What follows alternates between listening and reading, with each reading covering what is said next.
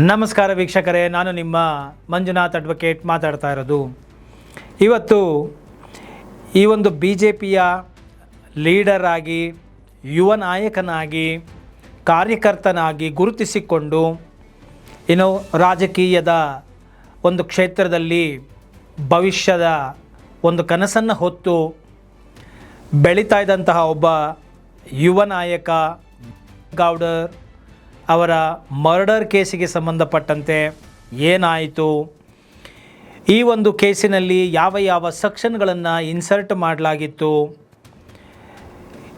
ವಿನಯ್ ಕುಲಕರ್ಣಿ ಎಂಬುವಂತಹ ಒಂದು ಕಾಂಗ್ರೆಸ್ಸಿನ ನಾಯಕ ಹಾಗೂ ಫಾರ್ಮರ್ ಮಿನಿಸ್ಟರ್ ಕೂಡ ಶಾಸಕನಾಗಿದ್ದಂತಹ ವ್ಯಕ್ತಿಯ ವಿರುದ್ಧ ಇವತ್ತು ಕೋರ್ಟ್ ಏನು ಮಾಡಿದೆ, ಜೀವಾವಧಿ ಶಿಕ್ಷೆಯನ್ನು ಪ್ರಕಟಗೊಳಿಸಿದೆ. ಇದಕ್ಕೆ ಸಂಬಂಧಪಟ್ಟಂತೆ ವಕೀಲರಾಗಿ ಒಂದು ಕಾನೂನಿನ ದೃಷ್ಟಿಯಿಂದ ಏನಾಯಿತು ಎಂಬುದರ ಒಂದು ವಿಶ್ಲೇಷಣೆಯನ್ನು ನೀಡಬೇಕು ಅಂತ ಹೇಳಿ ಈ ವಿಡಿಯೋವನ್ನು ಮಾಡ್ತಾ ಇದ್ದೇನೆ. ಇದು ಬಹಳ ಮುಖ್ಯವಾದದ್ದು. ಯಾಕಂದರೆ ಜನಸಾಮಾನ್ಯರಿಗೆ ಇವತ್ತು ಕಾನೂನಿನ ಮೇಲೆ, ಕೋರ್ಟಿನ ಮೇಲೆ, ನ್ಯಾಯಾಲಯಗಳ ಮೇಲೆ ಆಗ್ತಾ ಇರ್ತಕ್ಕಂಥ ವಿಳಂಬಗಳ ಮೇಲೆ ನಂಬಿಕೆಗಳು ಹೋಗ್ತಾ ಕುಸಿತಾ ಇರ್ತಕ್ಕಂತಹ ಸಂದರ್ಭಗಳಲ್ಲಿ ಮೊನ್ನೆ ಎಲ್ಲ ಈಗ ತಮಿಳುನಾಡು ಮೊನ್ನೆ ಮಾತಾಡಾಕಿದೆ ಆ ಸೇತುಕುಲಂ ಅಂತ ಹೇಳಿ ಸರಿಸುಮಾರು 9 ಜನ ಪೊಲೀಸ್ ಅಧಿಕಾರಿಗಳಿಗೆ ತಂದೆ ಮಗನ ಲಾಕಪ್ ಡೆತ್ ಕೇಸನ್ನು ಸಂಬಂಧಪಟ್ಟಂತೆ ನಾನು ವಿಡಿಯೋವನ್ನು ಮಾಡಿ ಹಾಕಿದ್ದೆ. ಇವತ್ತು ಅದೇ ಮಾದರಿಯಲ್ಲಿ ಒಬ್ಬ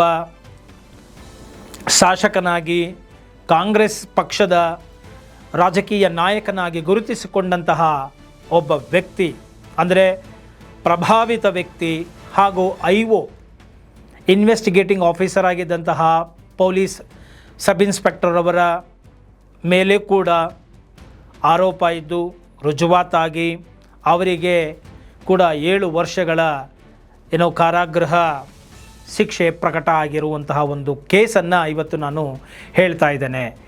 ಈ ಒಂದು ಘಟನೆಗಳು ನೋಡಿದಾಗ ಇಲ್ಲಪ್ಪ, ನ್ಯಾಯಾಲಯದಲ್ಲಿ ನ್ಯಾಯ ಇನ್ನೂ ಇದೆ, ತಡವಾಗಿ ಬಂದರೂ ಕೂಡ ದೃಢವಾಗಿ ಕೆಲವೊಮ್ಮೆ ನ್ಯಾಯಾಲಯಗಳಲ್ಲಿ ನ್ಯಾಯವು ಸಿಗ್ತಾ ಇದೆ ಎಂಬುವಂತಹ ನಂಬಿಕೆಯು ಬರಲಿಕ್ಕೆ ಪ್ರಾರಂಭ ಆಗುತ್ತೆ. ಜೊತೆಗೆ ರಾಜಕೀಯ ಬಲ, ದೇಹ ಬಲ, ಹಣಬಲ, ಆರ್ಥಿಕವಾದಂತಹ ಬಲ, ಹೀಗೆ ಈ ಎಲ್ಲ ಬಲಗಳು ನನ್ನಲ್ಲಿ ಇದ್ದರೆ ನಾನು ಏನು ಬೇಕಾದರೂ ಮಾಡಬಹುದು, ನನ್ನನ್ನು ಯಾರು ಬೇಕಾದ್ರೂ ಏನೂ ಮಾಡೋಕ್ಕಾಗೋದಿಲ್ಲ,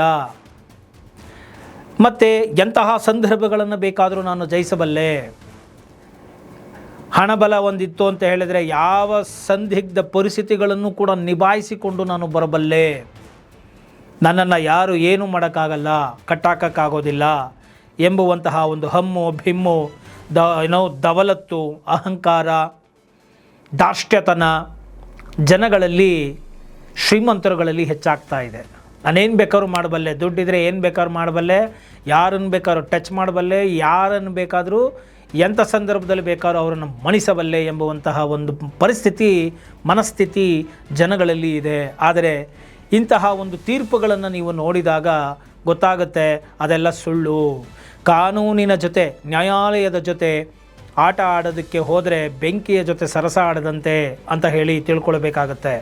ಆದ್ದರಿಂದ ಕೆಲವೊಮ್ಮೆ ರಾಜಕೀಯ ಪಕ್ಷ, ಪೊಲೀಸ್ ಇಲಾಖೆಗಳು, ಹಣಬಲ, ಜನಬಲ, ದೇಹಬಲ, ದಾಢ್ಯಬಲ, ಈ ಎಲ್ಲ ಬಲಗಳು ನಿಮ್ಮಲ್ಲಿದ್ದರೂ ಕೂಡ ನಿಮಗೆ ಸಂಸ್ಕಾರದ ಕೊರತೆ ಇದ್ದಿದ್ದೇ ಆದಲ್ಲಿ, ಮತ್ತು ಪೂರ್ವ ಜನ್ಮಗಳ ಒಂದು ಪರಿಪಾಕದ ಒಂದು ಕರ್ಮಫಲ ನಿಮ್ಮ ಪರವಾಗಿ ಇಲ್ಲದೆ ಇದ್ದಿದ್ದೇ ಆದಲ್ಲಿ, ಹಾಗೂ ದೇವರು ನಿಮ್ಮ ಕೈ ಬಿಟ್ಟಿದ್ದೇ ಆದಲ್ಲಿ, ನಿಮ್ಮ ಹಣೆ ಬರಹ ಸರಿಯಾಗಿಲ್ಲದೆ ಇದ್ದಲ್ಲಿ ಖಂಡಿತವಾಗಿಯೂ ನೀವು ಶಿಕ್ಷೆಗೆ ಒಳಗಾಗ್ತೀರಾ.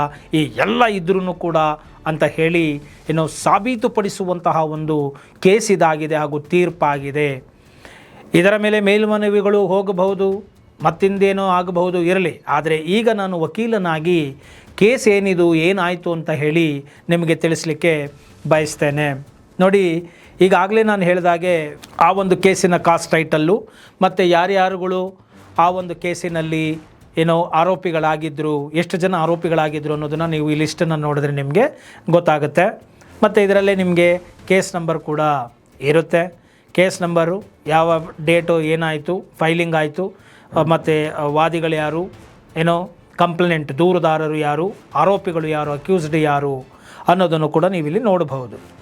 ಮತ್ತು ಇದೇ ಒಂದು ವಿಡಿಯೋದಲ್ಲಿ ಈ ಒಂದು ಯಾವ ಸೆಕ್ಷನ್ಗಳನ್ನು ಇನ್ಸರ್ಟ್ ಮಾಡಲಾಗಿತ್ತು ಇವರಿಗೆ, ಆ ಪ್ರತಿಯೊಂದು ಸೆಕ್ಷನ್ನು ಏನು ಹೇಳಲಾಯಿತು, ಯಾವ ಆರೋಪಗಳನ್ನು ಹೊತ್ತಿದ್ರು, ಅದು ರುಜುವಾತಾಗಿ ಏನು ಶಿಕ್ಷೆ ಪ್ರಕಟ ಆಯಿತು ಅನ್ನೋದನ್ನು ಕೂಡ ನಾನು ನಿಮಗೆ ತಿಳಿಸಿಕೊಡ್ತೇನೆ. ಒಟ್ಟಾರೆಯಾಗಿ ಈ ಒಂದು ಯೋಗೇಶ್ ಗೌಡರ್ BJPಯಲ್ಲಿ ಗುರುತಿಸಿಕೊಂಡಂತಹ ನಾಯಕ ಹಾಗೂ ವಿನಯ್ ಕುಲಕರ್ಣಿ ಕಾಂಗ್ರೆಸ್ಸಿನಲ್ಲಿದ್ದಂಥವರು, ರಾಜಕೀಯ ಅಂತ ಹೇಳಿದ ಮೇಲೆ ಈ ರೀತಿಯಾಗಿ ಬಣಗಳ ನಡುವೆ ದ್ವೇಷ, ವೈಷಮ್ಯ ಮತ್ತು ರಾಜಕೀಯ ಗುದ್ದಾಟ, ಮುಸುಕಿನ ಆಟ, ಒಳ ಜಗಳಗಳು, ಕೋಲ್ಡ್ ವಾರ್ಸ್ಗಳು ಇದೆಲ್ಲವೂ ಸಹಜ. ಹೀಗೆ ಈ ಒಂದು ಯಾವುದೋ ಒಂದು ಮೀಟಿಂಗಿನಲ್ಲಿ ಈ ಎರಡು ಪಕ್ಷಗಾರರು ಅಂದರೆ ಯೋಗೇಶು ಮತ್ತು ಕುಲಕರ್ಣಿಯವರು ಇದ್ದಾಗ ಅವರ ನಡುವೆ ಜಗಳಗಳಾಗಿದೆ, ಅಲ್ಲಿ ಮಾತಿಗೆ ಮಾತು ಬೆಳೆದಿದೆ, ಮತ್ತು ಅಲ್ಲಿಂದ ದ್ವೇಷ ಪ್ರಾರಂಭ ಶುರುವಾಗಿದೆ. ಮತ್ತು ಇವರಿಂದನೇ, ಯೋಗೇಶಿಂದನೇ ಇದೆಲ್ಲ ಆಗ್ತಾ ಇದೆ ಅಂತ ಹೇಳಿ ದ್ವೇಷವನ್ನು ವಿನಯ್ ಕುಲಕರ್ಣಿಯವರು ಕಟ್ಕೊಂಡಿರ್ತಾರೆ. ಪ್ರಾರಂಭ ಆಗಿರುತ್ತೆ ಅಂತ ಕೂಡ ಹೇಳ್ತಾ ಇದ್ದಾರೆ. ಇಂತಹ ಒಂದು ಸಂದರ್ಭಗಳಲ್ಲಿ ಈ ಒಂದು ಘಟನೆ, ಮರ್ಡರ್ ಅನ್ನುವ ಒಂದು ಕೃತ್ಯ ನಡೆದು ಬಿಡುತ್ತೆ. ಆ ನಡೆದಿದ್ದು ಎಲ್ಲಿ ಅಂತ ಹೇಳಿದರೆ ಸರಿಸುಮಾರು ಒಂದು 5 ರಿಂದ 6 ಜನ ಅಂತಲೇ ಆ ಒಂದು ಅಪರಿಚಿತರ ಒಂದು ಸೋಗಿನಲ್ಲಿ ಇದ್ದಂತಹ ಒಂದು ದುಷ್ಕರ್ಮಿಗಳು ಹೊಂಚಾಕಿ ಸಂಚು ಮಾಡಿ ಅವರ ಒಂದು ಚಲನವಲನಗಳನ್ನು ತಿಳಿದುಕೊಂಡು ಅವರು ಜಿಮ್ಗೆ ಯಾವ ಟೈಮಿಗೆ ಬರ್ತಾರೆ, ಎಲ್ಲಿ ಏಕಾಂತವಾಗಿ ಸಿಗ್ತಾರೆ, ಯಾವುದು ಒಂದು ರೈಟ್ ಮೂಮೆಂಟು ಅನ್ನೋದನ್ನು ನೋಡಿಕೊಂಡಿದ್ದು ಗಮನಿಸಿ ಜಿಮ್ಗೆ ಹೋಗುವಂತಹ ಸಂದರ್ಭದಲ್ಲಿ ಇವರು ಏನು ಮಾಡ್ತಾರೆ, ಅಟ್ಯಾಕನ್ನು ಮಾಡಿ ಮಾರಕಾಸ್ತ್ರಗಳನ್ನು ಉಪಯೋಗಿಸಿ ಅಟ್ಯಾಕ್ ಮಾಡಿ ಅವರನ್ನು ಕೊಲೆಗೈದು 3 ಬೈಕ್ಗಳಲ್ಲಿ ಅವರು ಹೊರಟೋಗ್ತಾರೆ. ಪ್ರಾರಂಭದಲ್ಲಿ ಈ ಒಂದು ಕೇಸು ದಾಖಲಾದಾಗ ಪೊಲೀಸಿನವರು ಇದು ಯಾವುದೋ ಒಂದು ಆಸ್ತಿಯ ಸಂಬಂಧಪಟ್ಟಂತೆ ವ್ಯಾಜ್ಯಗಳು ಅಂತ ಹೇಳಿ ಈ ಒಂದು ತನಿಖೆಯ ದಿಕ್ಕನ್ನೇ ಬದಲಾಯಿಸಿ ಅವರನ್ನು ಬಚಾವ್ ಮಾಡುವಂತಹ ಪ್ರಯತ್ನವನ್ನು ಪೊಲೀಸ್ ಇಲಾಖೆ ಮಾಡಿದೆ. ನೋಡಿ, ಪೊಲೀಸಿನವರು ರಕ್ಷಣೆ ಮಾಡಬೇಕಾದಂಥವರು, ಆದರೆ ಇತ್ತೀಚೆಗೆ ನಾವು ನೋಡ್ತಾನೇ ಇದ್ದೇವೆ, ಸರತಿ ಸಾಲುಗಳನ್ನು ನೋಡ್ತಾ ಇದ್ದೀವಿ, ಸರಣಿಗಳ ರೂಪದಲ್ಲಿ ನೋಡ್ತಾ ಇದ್ದೀವಿ. ಒಬ್ಬರಲ್ಲ ಒಬ್ಬರು ಪೊಲೀಸಿನವರು ಹಣವಿರುವವರ ಪರವಾಗಿ ಕೆಲಸಗಳನ್ನು ಮಾಡೋದು, ಬಡವರ ದೌರ್ಜನ್ಯ ಮಾಡೋದು, ಯಾರ ಮೇಲೆ ಬೇಕಾದರೂ ಸುಳ್ಳು FIRಗಳನ್ನು ಹಾಕೋದು, ಹೆದರಿಸುವುದು, ಬೆದರಿಸುವುದು, ಹಣಗಳನ್ನು ಮಾಡುವುದಕ್ಕೆ ಇಳಿದು ಬಿಟ್ಟಿದ್ದಾರೆ. ಆದರೆ ಈ ರೀತಿಯಾಗಿ ಮಾಡಿದ್ದೇ ಆದಲ್ಲಿ ಖಂಡಿತವಾಗಿಯೂ ಸರಿಯಾಗಿ ನಿಂತರೆ ಕಾನೂನಿನ ಅಸ್ತ್ರವನ್ನು ಬಳಸಿ ಅವರು ಶಿಕ್ಷೆಗೆ ಒಳಗಾಗುವುದು ಖಚಿತ ಆಗುತ್ತೆ ಅನ್ನೋದಕ್ಕೆ ಈ ಒಂದು ಕೇಸು ಕೂಡ, ಮೊಕದ್ದಮೆ ಕೂಡ ನಿಂತ್ಕೊಳ್ಳುತ್ತೆ, ಸಾಕ್ಷಿಯಾಗುತ್ತೆ. ಆದ್ದರಿಂದ ಈ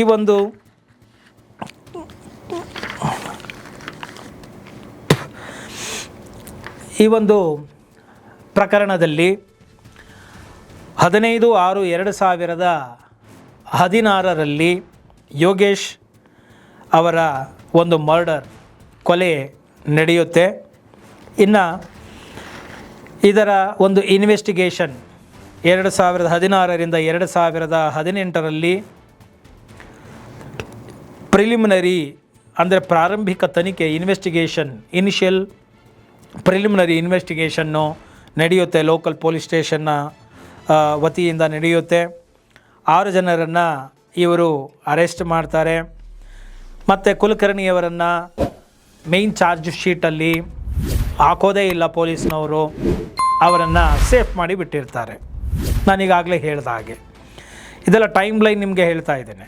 ಇನ್ನು ನೆಕ್ಸ್ಟು ಸೆಪ್ಟೆಂಬರ್ 2019 ಈ ಚಾರ್ಜ್ ಶೀಟನ್ನು ಬಳಸಿಕೊಂಡಂಥ the case was officially handed over to the CBI. ಈ ಚಾರ್ಜ್ ಶೀಟಲ್ಲಿ ಸರಿಯಾದ ರೀತಿಯಲ್ಲಿ ಫೈಂಡಿಂಗ್ಸ್ಗಳಾಗಿಲ್ಲ ಅಂತ ಹೇಳಿ ಈ ಒಂದು ರಾಜ್ಯ ಏನು ಮಾಡುತ್ತೆ, ಇದನ್ನು CBIಗೆ ಹ್ಯಾಂಡ್ ಓವರ್ ಮಾಡುತ್ತೆ, ತನಿಖೆಯನ್ನು ಮಾಡಬೇಕು ಅಂತೇಳಿ ಒತ್ತಾಯ ಹೆಚ್ಚು ಬಂದಿದ್ದರಿಂದ ಇದನ್ನು CBIಗೆ ಹ್ಯಾಂಡ್ ಓವರ್ ಮಾಡ್ತಾರೆ. ಅಂದರೆ ಸೆಪ್ಟೆಂಬರ್ 2019 ಈ ಒಂದು ಕೇಸು ಹಳ್ಳ ಹಿಡಿತಾ ಇದೆ, ಸರಿಯಾದ ರೀತಿಯಲ್ಲಿ ಪೊಲೀಸರು ತನಿಖೆಯನ್ನು ಮಾಡ್ತಾ ಇಲ್ಲ ಅಂತ ಹೇಳಿ ಸರ್ಕಾರ ಏನು ಮಾಡುತ್ತೆ, CBIಗೆ ವಹಿಸುತ್ತೆ. CBIನವರು ಈ ಒಂದು ಮೊಕದ್ದಮೆಯನ್ನು ಪರಿಶೀಲಿಸಿ ಇನ್ವೆಸ್ಟಿಗೇಟ್ ಮಾಡಲು ಪ್ರಾರಂಭವನ್ನು ಮಾಡಿದಾಗ ಕುಲಕರ್ಣಿಯವರು ಹೆಸರು ಇದರಲ್ಲಿ ಸೇರಿಕೊಳ್ಳುತ್ತೆ. 5/11/2020 ಒಂದು CCTV ಫುಟೇಜಲ್ಲಿ ಫೋನಿನಲ್ಲಿ ಮಾತಾಡೋದು ರೆಕಾರ್ಡಿಂಗ್ಸ್ಗಳು ಸಿಗುತ್ತೆ.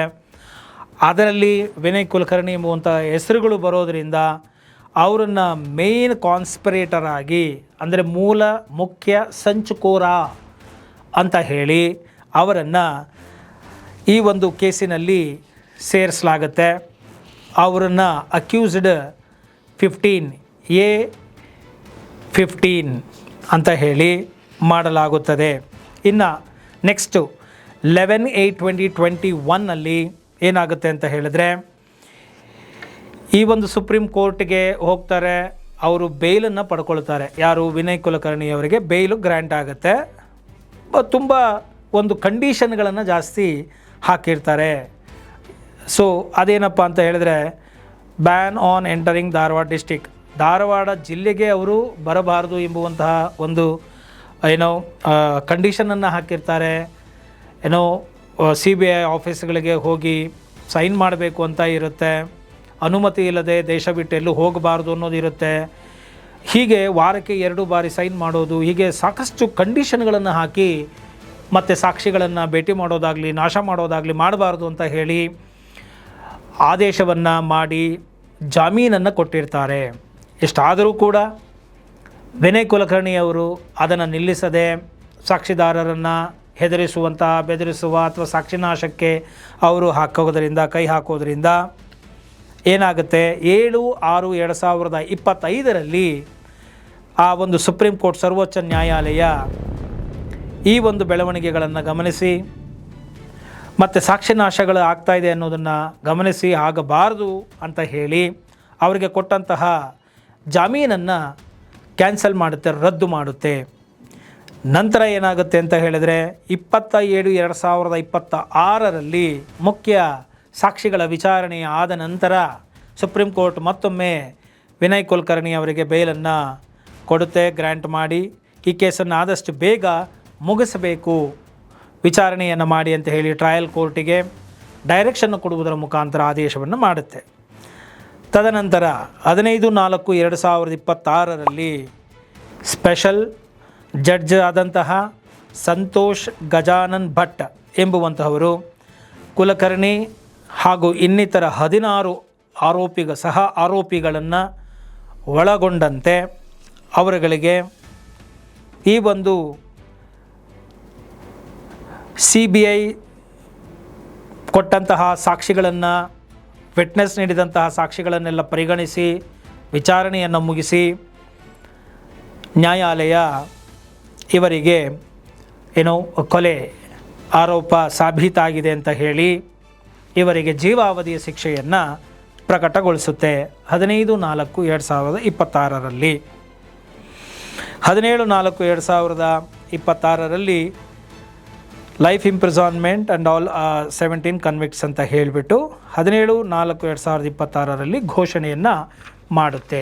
ಇದು ಟೈಮ್ ಲೈನ್, ಯಾವ ಸಂದರ್ಭಗಳಲ್ಲಿ ಏನೇನು ಆಯಿತು ಎಂಬುದನ್ನು ನಾನು ನಿಮಗೆ ತಿಳಿಸಿಕೊಟ್ಟಿದ್ದೇನೆ. ಇಲ್ಲಿ ಇನ್ನಷ್ಟು ಗಮನಿಸಬೇಕಾದಂತಹ ಅಂಶಗಳು ಉಂಟು.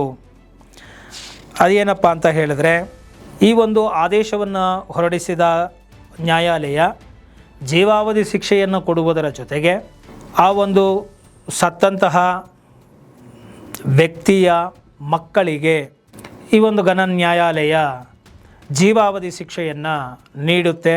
ಜೊತೆಗೆ 30,000 ರೂಪಾಯಿಗಳ ದಂಡವನ್ನು ಕೊಡಬೇಕು ಅಂತ ಹೇಳಿ for the offences under section 302 IPC red with 120B IPC ನಲ್ಲಿ ಮಾಡುತ್ತೆ. ಈ ಒಂದು ದಂಡವನ್ನು ಅವರು ಕೊಡಲಿಕ್ಕೆ ಏನಾದರೂ ವಿಫಲರಾಗಿದ್ದೇ ಆದಲ್ಲಿ ಮತ್ತೆ ಅವರನ್ನು 3 ತಿಂಗಳ ಸೆರೆವಾಸವನ್ನು ಎಕ್ಸ್ಟೆಂಡ್ ಮಾಡಬೇಕು ಅನ್ನೋದನ್ನು ಕೂಡ ಇಲ್ಲಿ ಹೇಳಾಗುತ್ತೆ. ಮತ್ತು ಆ ಒಂದು ಸತ್ತಂತಹ BJP ಲೀಡರಿನ ಮಕ್ಕಳಿಗೆ 16 ಲಕ್ಷ ರೂಪಾಯಿಗಳನ್ನು ನೀಡಬೇಕು ಅಂತ ಕೂಡ ಕೋರ್ಟು ಆರ್ಡರನ್ನು ಮಾಡಿದೆ. A2 A16 A2 up to 16 and A18 ಇವರುಗಳಿಗೆ ಲೈಫ್ ಇಂಪ್ರಿಸಾನ್ಮೆಂಟನ್ನು ಕೊಡಲಾಗಿದೆ. ಮತ್ತು A19 ಅಕ್ಯೂಸ್ಡ್ ನಂಬರ್ 19 ಆದಂತಹ ಚನ್ನಕೇಶವ ತಿಂಗಾರಿಕರ್ ಎಂಬುವಂತಹ SHO ಅಥವಾ IO ಇನ್ವೆಸ್ಟಿಗೇಷನ್ ಆಫೀಸರ್ IOಗೆ 7 ವರ್ಷಗಳ ಜೈಲು ಶಿಕ್ಷೆಯನ್ನು ವಿಧಿಸಲಾಗಿದೆ. ಮತ್ತು ಇದರ ಜೊತೆಗೆ ಸೆಕ್ಷನ್ 8 ಸಬ್ ಕ್ಲಾಸ್ 3 ಅಂಡರಲ್ಲಿ ಈ ರೆಪ್ರೆಸೆಂಟೇಷನ್ ಆಫ್ ಪೀಪಲ್ಸ್ ಆ್ಯಕ್ಟ್ 1951 ಇದನ್ನು ಮೆನ್ಷನ್ ಮಾಡಿ ದಟ್ ಯಾವುದೇ ಒಂದು ಈ ರೀತಿಯಾದಂತಹ ಒಂದು death sentence for at least 2 years 2 ವರ್ಷಗಳಿಗೂ ಮೀರಿದ ಶಿಕ್ಷೆಯನ್ನು ಅನುಭವಿಸಿದ್ದೇ ಆದಲ್ಲಿ ಅವರು ಮುಂದೆ ಯಾವುದೇ ತರಹದ ಚುನಾವಣೆಗಳಿಗೆ ಡಿಸ್ಕ್ವಾಲಿಫೈ ಆಗ್ತಾರೆ, ಅವರು ಪಾರ್ಟಿಸಿಪೇಟ್ ಮಾಡೋಂಗಿಲ್ಲ ಎಂಬುವಂತಹ ಒಂದು ಆ್ಯಕ್ಟ್ ಇರೋದರಿಂದ ಈಗಾಗಲೇ ಇವರು ಲೈಫ್ ಇಂಪ್ರಿಸಾನ್ಮೆಂಟ್ಗಾಗಿರೋದ್ರಿಂದ ಇವರು ಚುನಾವಣೆಯ ಭವಿಷ್ಯ ಆದಷ್ಟು ಮುಗಿದ ಹಾಗೆಯೇ ಅಂತ್ಯ ಆದ ಹಾಗೆಯೇ ಅಂತಲೇ ತಿಳಿದುಕೊಳ್ಳಬೇಕಾಗುತ್ತದೆ.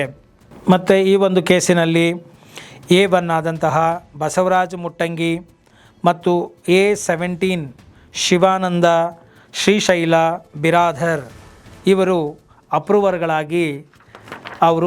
ಅಪ್ರೂವರ್ಗಳು ಆಗಿರ್ತಾರೆ ಈ ಕೇಸಲ್ಲಿ. ಇನ್ನು ಇದರಲ್ಲಿ ಅಕ್ವಿಟಲ್ ಆಗಿ ಬಿಡುಗಡೆ ಆದಂತಹವರು A20 ವಾಸುದೇವ ಮತ್ತು A21 ಸೋಮಶೇಖರ್ ನ್ಯಾಮಗೌಡ್ ಇವರಿಗೆ ಬೆನಿಫಿಟ್ ಆಫ್ ಡೌಟ್ ಅಂದರೆ ಅವರ ವಿರುದ್ಧ ಸಾಕ್ಷಿಗಳನ್ನು ರುಜುವಾತು ಮಾಡಲಿಕ್ಕೆ ಆಗದೇ ಇರೋದರಿಂದ ಅವರನ್ನು ಬಿಡುಗಡೆ ಮಾಡಲಾಗಿದೆ ಎಂಬುದನ್ನು ಕೂಡ ನಾವಿಲ್ಲಿ ನೋಡಬಹುದಾಗಿದೆ. ಈ ಒಂದು ವಿಲಯ್ ಕುಲಕರ್ಣಿಯವರನ್ನು ಅರೆಸ್ಟ್ ಮಾಡಿ ಫಸ್ಟು ಜುಡಿಷಿಯಲ್ ಕಸ್ಟಡಿಯಲ್ಲಿ ಇರ್ತಾರೆ, ನಂತರ ಹಿಂಡಲ್ಗಾ ಜೈಲಿಗೆ ಇವರನ್ನು ಕಳಿಸ್ತಾರೆ. ಟ್ರಯಲ್ ಕೋರ್ಟು ಮತ್ತು ಹೈಕೋರ್ಟಲ್ಲಿ ಬೇಲ್ ರಿಜೆಕ್ಟ್ ಆಗಿರೋದ್ರಿಂದ ಹಿಂಡಲ್ಗಾ ಜೈಲಿನಲ್ಲಿ ಇವರನ್ನು ಇಡಲಾಗಿರುತ್ತೆ. ಇವರ ವಿರುದ್ಧ 6/12/2023 ಚಾರ್ಜ್ ಶೀಟ್ಗಳನ್ನು ಫ್ರೇಮ್ ಮಾಡಲಾಗುತ್ತೆ. ಅದರಲ್ಲಿ ಏನೇನು ಅಫೆನ್ಸ್ಗಳನ್ನು ಹಾಕಿರ್ತಾರೆ ಅಂತ ಹೇಳಿದ್ರೆ section 143, 147, 148, 120B, 302, 201 red with section 149 of IPC ಈ ಒಂದು ಸೆಕ್ಷನ್ಗಳನ್ನು ಹಾಕಿರ್ತಾರೆ. ಆ್ಯಂಡ್ ಆಲ್ಸೋ ಅದರ ಜೊತೆಗೆ section 25 red with 35829 of the arms act 1959 ಈ ಒಂದು ಆರೋಪವನ್ನು ಕೂಡ ಅವರ ಮೇಲೆ ಹೊರಿಸಿರ್ತಾರೆ ಮತ್ತು ಸೆಕ್ಷನ್ಗಳನ್ನು ಇನ್ಸರ್ಟು ಮಾಡಲಾಗಿರುತ್ತದೆ. 8/4/2024 ಹೈಕೋರ್ಟು ಈ ಒಂದು change framed by the special court against Kulkarni and 20 ಅದರ್ಸನ್ನು ಅಪ್ಹೆಲ್ಡ್ ಮಾಡಿರುತ್ತೆ. ಮತ್ತು ಜೂನ್ 2024 ದ ಸುಪ್ರೀಂ ಕೋರ್ಟು ಇವರು ಹಾಕಿದ್ದಂಥ ಒಂದು ಸ್ಪೆಷಲ್ ಲೀವ್ ಪಿಟಿಷನನ್ನು ಡಿಸ್ಮಿಸ್ ಮಾಡುತ್ತೆ. ಹೈಕೋರ್ಟ್ ಆರ್ಡ್ರಿಗೆ ವಿರುದ್ಧವಾಗಿ ಮಾಡಲಾದಂತಹ SLP ಸ್ಪೆಷಲ್ ಲೀವ್ ಪಿಟಿಷನನ್ನು ಸುಪ್ರೀಂ ಕೋರ್ಟು ಜೂನ್ 2024 ಡಿಸ್ಮಿಸ್ ಮಾಡುತ್ತೆ. 2024 ಜೂನ್ ಸುಪ್ರೀಂ ಕೋರ್ಟ್ ಸರ್ವೋಚ್ಚ ನ್ಯಾಯಾಲಯದಲ್ಲಿ ಸ್ಪೆಷಲ್ ಪಬ್ಲಿಕ್ ಪ್ರಾಸಿಕ್ಯೂಟರ್ ಆದಂತಹ ಶಿವಾನಂದ ಪೆರ್ಲಾ ಆ್ಯಂಡ್ S ಹೇಮಹಾದ್ ಇವರು ಆರ್ಗ್ಯುಮೆಂಟ್ಗಳನ್ನು ಮಾಡ್ತಾರೆ. ಇದರ ಒಂದು ಅನುಸಾರವಾಗಿ ಲೈಫ್ ಇಂಪ್ರಿಸಾನ್ಮೆಂಟ್ ವಿತೌಟ್ ರಿಮಿಷನ್ ಅಂದರೆ ಇದನ್ನು ಕಡಿಮೆ ಮಾಡಬಾರ್ದು ಅಂತ ಹೇಳಿ ಲೈಫ್ ಇಂಪ್ರಿಸಾನ್ಮೆಂಟ್ ಜೀವಾವಧಿ ಶಿಕ್ಷೆಯನ್ನು ಟಿಲ್ ಡೆತ್ ಇವರು ನೀಡಿರ್ತಾರೆ. ನೋಡಿ, ಒಟ್ಟಾರೆಯಾಗಿ ನಾವು ತಿಳ್ಕೊಳ್ಬೇಕಾಗಿರೋದಿಷ್ಟೇ, ಈ ಒಂದು ಕೇಸು ಯಾವುದೋ ಒಂದು ಪ್ರೈಡ್, ಒಂದು ಅಹಂ ಮತ್ತು ನಾನೇ ಏನು ಬೇಕಾದ್ರೂ ಮಾಡಬಲ್ಲೆ ಎಂಬುವಂತಹ ಒಂದು ಬುದ್ಧಿಯನ್ನು ಇಟ್ಕೊಂಡು ಒಂದು ದಾಷ್ಟ್ಯತನದಲ್ಲಿ ನಡೆಸಿದಂತಹ ಒಂದು ಕೃತ್ಯ ಆಗುತ್ತೆ. ಆದರೆ ಗಾಚಾರ ಕೆಟ್ಟಿದ್ರೆ ಏನೂ ಮಾಡೋಕ್ಕಾಗಲ್ಲ ಅಂತ ಹೇಳ್ತಾರೆ. ಒಂದು ಕಡೆ ಶನಿ ಹೆಗಲೇರಿದ್ರೆ ಏನೂ ಮಾಡೋಕ್ಕಾಗಲ್ಲ ಅಂತ. ನಿಮ್ಮ ಕರ್ಮದ ಪಾಪದ ಕೊಡ ತುಂಬಿದರೆ ಯಾವುದಿದ್ರೂ ಏನೂ ಮಾಡೋಕ್ಕಾಗಲ್ಲ ಅಂತ. ಆದ್ದರಿಂದ ಎಚ್ಚರಿಕೆಯಿಂದ ಇರಿ. ಯಾವ ಹಮ್ಮು ಬಿಮ್ಮಗಳು ಬೇಡ, ಧಾರ್ಷ್ಟ್ಯತನಗಳು ಬೇಡ. ಸುಸಂಸ್ಕೃತರಾಗಿ ಸಜ್ಜನರಾಗಿ ಕಾನೂನಿನ ಚೌಕಟ್ಟಿನಲ್ಲಿ ಕಾನೂನನ್ನು ಗೌರವಿಸ್ತಾ ಜೀವನವನ್ನು ಮಾಡಿ, ಭಿನ್ನಾಭಿಪ್ರಾಯಗಳಿದ್ದೇ ಆದಲ್ಲಿ ಕೂತು ಮಾತಾಡಿ ಬಗೆಹರಿಸಿಕೊಳ್ಳಿ. ಅದನ್ನು ಬಿಟ್ಟು ಈ ರೀತಿಯಾಗಿ ಕೊಲೆಯಂತಹ ಹೀನ ಕೃತ್ಯಕ್ಕೆ ಭಾಗಿಯಾಗುವುದು ಮತ್ತು ಜೀವನವನ್ನೇ ಕೊನೆಗೆ ಅವರು ಹಾಳು ಮಾಡಿಕೊಳ್ತಕ್ಕಂಥದ್ದು, ಅವರ ಜೊತೆಗೆ ಇನ್ನೂ ಹಲವಾರು ಜನಗಳ ಜೀವನ ಇವತ್ತು ಹಾಳಾಗಿ ಹೋಯ್ತಲ್ಲ, ಹಾಳು ಮಾಡಿಕೊಂಡ್ರಲ್ವ. ನೋಡಿ, ಕೋಪಕ್ಕೆ ತುತ್ತಾದಂತಹ ಒಂದು ಮನಸ್ಸು ಏನಾಯಿತು, ಇವತ್ತಿಡೀ ಜೀವನವೇ ದುಸ್ಸರ ಆಯಿತು. ಆದ್ದರಿಂದ ಇಂತಹ ಕೆಲಸಗಳನ್ನು ಮಾಡಿಕೊಳ್ಳಬೇಡಿ. ಶಾಂತಿ ಸಮಾಧಾನತೆಯಿಂದ ಬರುವಂತಹ ಭಿನ್ನಾಭಿಪ್ರಾಯಗಳನ್ನು ಸಂದರ್ಭಗಳನ್ನು ನಾವು ಸಮಾಧಾನ ಮನಸ್ಸಿನಿಂದ ಬಗೆಹರಿಸಿಕೊಳ್ಳಬೇಕೇ ಹೊರತು ಈ ರೀತಿಯಾಗಿ ಯಾರು ಕಾನೂನನ್ನು ಕೈಗೆ ತೆಗೆದುಕೊಂಡು ಜೀವನವನ್ನು ಅಂತ್ಯ ಮಾಡಿಕೊಳ್ಳಬೇಡಿ ಅಂತ ಹೇಳ್ತಾ ಈ ಒಂದು ವಿಡಿಯೋವನ್ನು ಇಲ್ಲಿಗೆ ಮುಗಿಸ್ತಾ ಇದ್ದೀನಿ. ಇಷ್ಟ ಆಗಿದೆ ಅದರಲ್ಲಿ ಮರೆಯದ ಹಾಗೆ ಲೈಕ್ ಕೊಡಿ, ಇತರರಿಗೂ ಕೂಡ ಶೇರ್ ಮಾಡಿ, ಕಾಮೆಂಟ್ ಮಾಡಿ. ಜೈ ಹಿಂದ್, ಜೈ ಕರ್ನಾಟಕ ಮಾತೆ.